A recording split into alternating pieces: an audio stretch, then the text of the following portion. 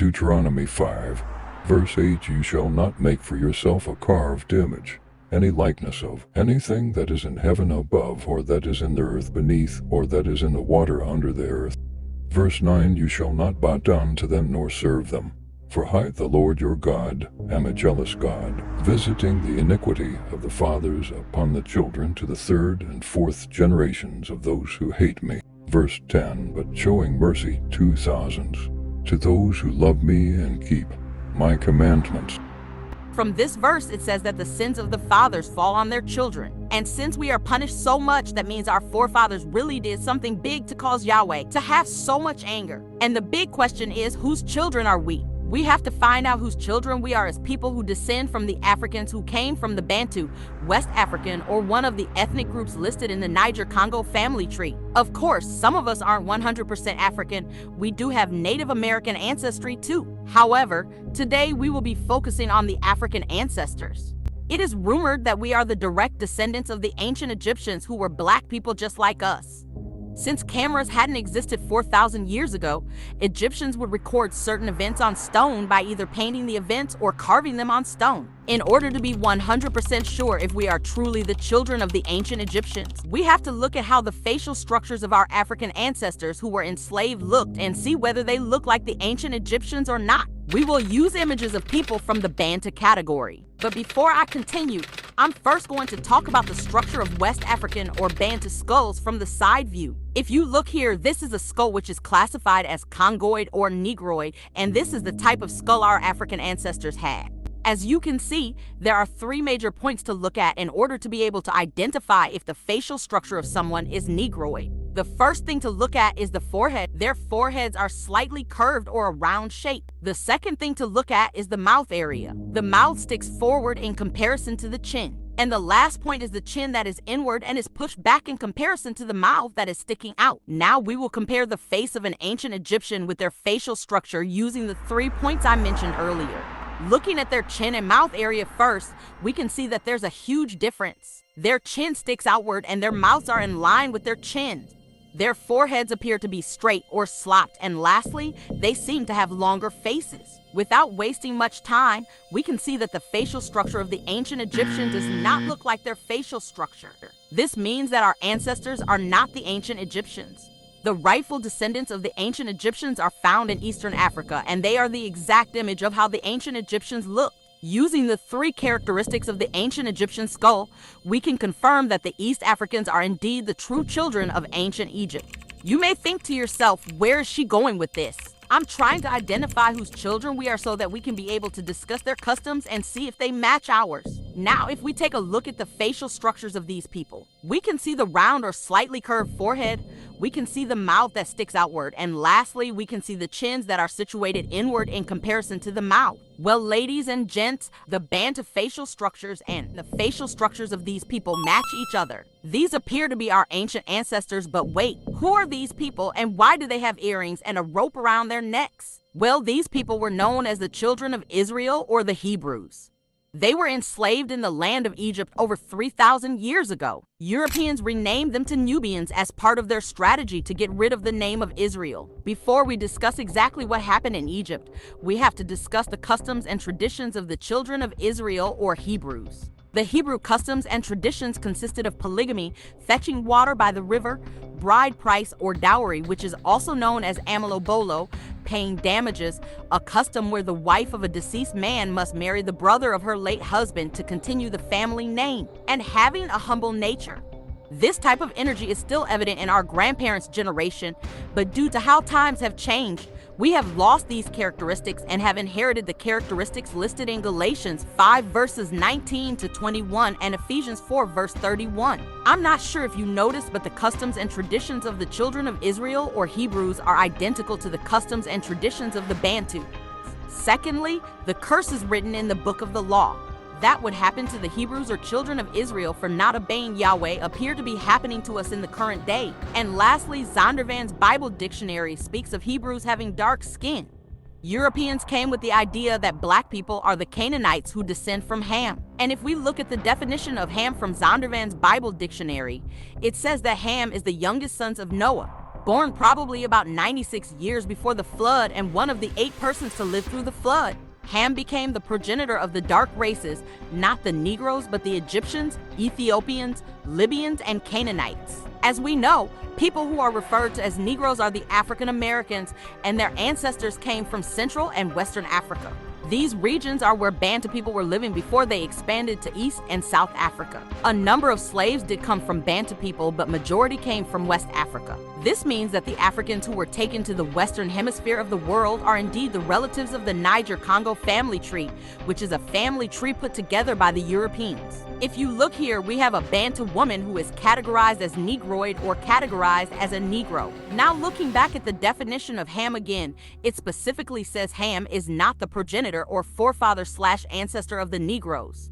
This means that we are not the descendants of Ham like the Europeans said we were. We are Shem's children. We also spoke about how we are not the children of the Egyptians either. Remember earlier on, we spoke about the curses that would fall on the children of Israel for not worshiping their God Yahweh. This proves the fact that black people weren't created to work for the white race or any other non-black race. What was happening is simply a curse that fell on us for worshiping false gods and forsaking our own God. Now that there's full confidence in saying that our ancestors are the Hebrews or children of Israel, it is safe to say that we are the modern Hebrews. However, the Israelite family doesn't just consist of us black people only. It consists of many other nations too. If you've always wondered to yourself, why is life so hard for us? You now have an idea that we have been living as the children of Egypt when in fact we are part of the children of Israel. We've been following the culture and religions of other nations and abandoned our own. Of course, it's not our fault that we're living like this because it is our ancestors who decided to abandon their Yahweh-centered traditions and follow the cultures and traditions of other nations. The European rulers of this world know who we are, and they do have the option to reveal all this information to us, but they choose not to. All of this hardship could have been avoided if we were told this information earlier, but their plan is to keep this hidden forever. Remember that it's only the white people who rule this world that know these things. The general white population has no clue about this.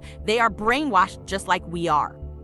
Now I'm going to give a quick summary about our lost or forgotten culture. What did it mean to be a Hebrew or Israelite? What was significant about it? Genesis 17 verse 7 says, "And I will establish my covenant between me and you and your descendants after you and their generations, for an everlasting covenant, to be God to you and your descendants after you." Deuteronomy 14 verses 1 to 2 says, "You are the children of the Lord your God. You shall not cut yourselves nor shave the front of your head for the dead, for you are a holy people to the Lord your God. And the Lord has chosen you to be a people for himself, a special treasure above all the peoples who are on the face of the earth." Exodus 19 verses 5 to 6 says, "Now therefore, if you will indeed obey my voice and keep my covenant, then you shall be a special treasure to me above all people, for all the earth is mine. And you shall be to me a kingdom of priests and a holy nation. These are the words which you shall speak to the children of Israel." Numbers 25 verses 12 to 13 says, "Therefore say, Behold, I give to him my covenant of peace, and it shall be to him and his descendants after him a covenant of an everlasting priesthood, because he was zealous for his God and made atonement for the children of Israel." Hebrews have a long history, and I'm going to talk about the different times where they were oppressed just like us today at another time. If it's true that we are the children of Israel, then how did we lose our heritage? In the book of Psalms, there's an explanation which says, Psalm 83 verses 1 to 8, "Do not keep silent, O Yahweh. Do not hold your peace, and do not be still, O Yahweh. For behold, your enemies make a tumult, and those who hate you have lifted up their head. They have taken crafty counsel against your people, and consulted together against your sheltered ones. They have said, Come, and let us cut them off from being a nation, that the name of Israel may be remembered no more. For they have consulted together with one consent. They form a confederacy against you, the tents of Edom and the Ishmaelites, Moab and the Hagrites, Gebal, Ammon and Amalek, Philistia with the inhabitants of Tyre. Assyria also has joined with them. They have helped the children of Lot. So after reading that information, we now know that Yahweh's enemies planned to erase the name of Israel, and they did this by taking these steps. The European rulers rewrote history. The European rulers put an end to the Israel name by renaming us Africans, black people, Negroes or Negus, Bantu, descendants of Ham, African Americans, and so forth. They also renamed the ancient Israelites to Nubians, which is very important to remember. They renamed the land of our ancestors to Palestine from the name Judea.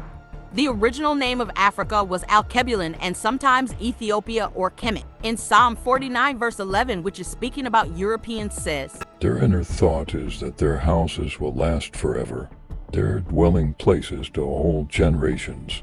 They call their lands after their own names.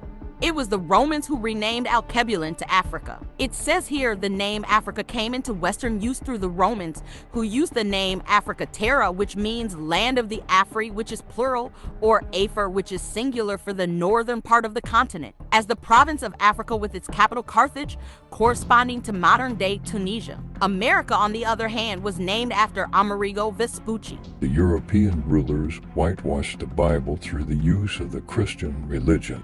1 Maccabees 3 verse 48 says, And laid open the book of the law, wherein the heathen had sought to paint the likeness of their images.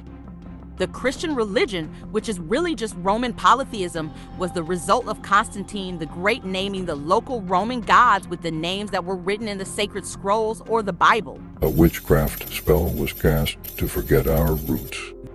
While in that course in West Africa, we talk about the history of that, and we talk about Dahomey and Benin, West Africa, and the three things that they attempted to do upon the black men, and that is in the black women, and that is they walked around the tree and they put three potential, they were never cursed people, but potential curses on those people, and that is of sexual immorality, financial instability, and utter poverty, and that they would forget their roots and where they came from. And that's what I'm going to be, my whole teaching today is on the third one there that I want to take a look at. Again, they attempted to put a voodoo or obia curse on them of sexual immorality, number 2, financial instability and utter poverty, and number 3, that they would forget their roots and where they came from. One of the ways that you can identify with the culture is to begin to go into the culture and explain to them the obvious, why they would not know or see that in their own culture. These are the methods they used to erase the name of Israel throughout the timeline of 400 to 500 years. Here are a few videos confessing that we are the children of Israel. Moses, born in Africa, raised by Africans. Moses was a Hebrew, an Israelite, a black man. All Hebrews were black. All right, the real Jews are black. Moses was black. Charlton Heston, who played Moses, was white. That was a movie, okay? If Moses was white, how would he pass as the Pharaoh's grandson? That's something you need to think about. It's right there in the book, okay? He would have stood out over there in Egypt. The Pharaoh looked like Eddie Murphy. He did not look like Charlton Heston, okay? Moses would have looked more like Richard Pryor. Y'all need to get it straight, man. History is history. Are you upset? Will you deny a Mashiach, a Messiah, to come back and carry your sins because you don't like the color of their skin? You'd be disappointed, man. Mashiach was sitting in Egypt as a baby. All right? How would he been hidden over there? If he was white, he would have stood out. The Hebrew Israelites are black, okay? People of color need to wake up.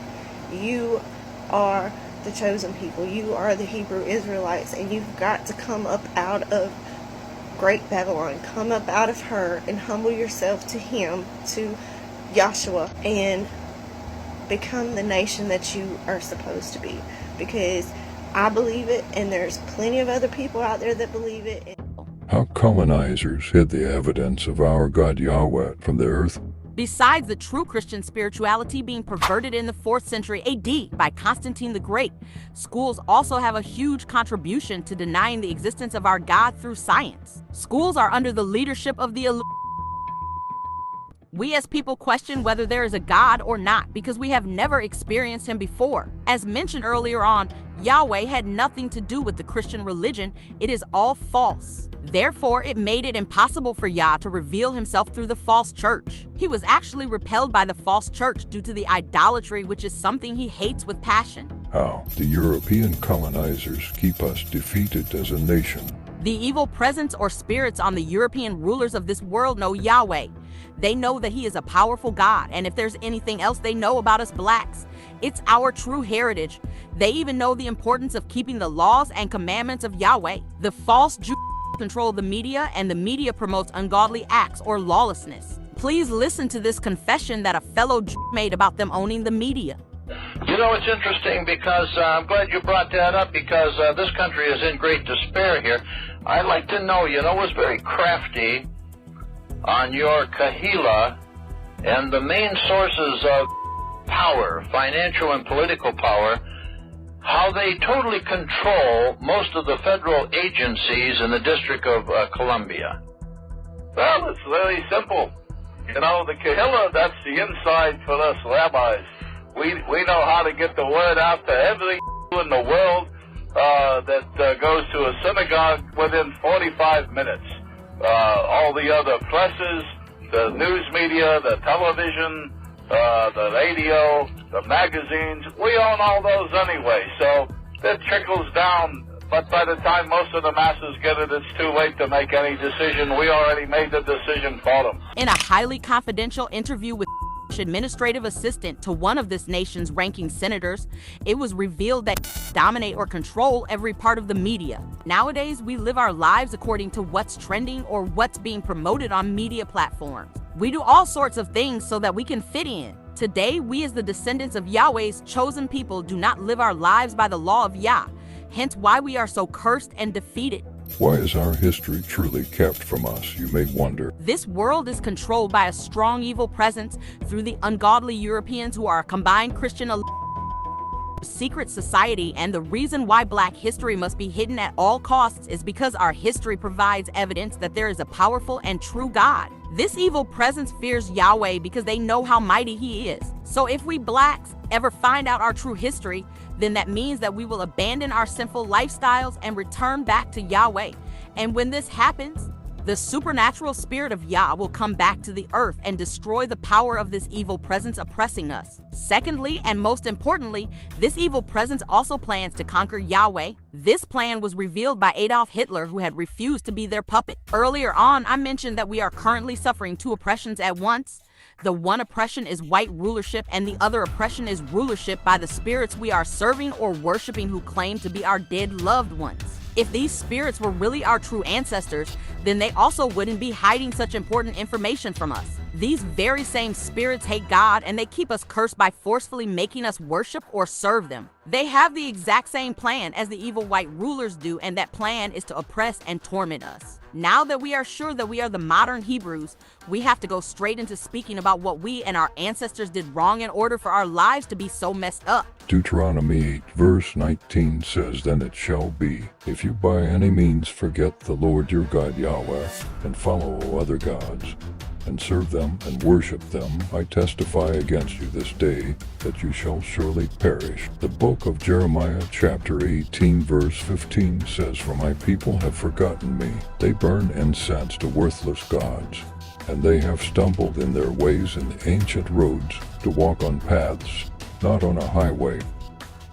Ladies and gentlemen, on the following video, we will be finalizing this revelation by talking about what we are doing wrong that's keeping Yahweh's spirit away. Thank you for watching.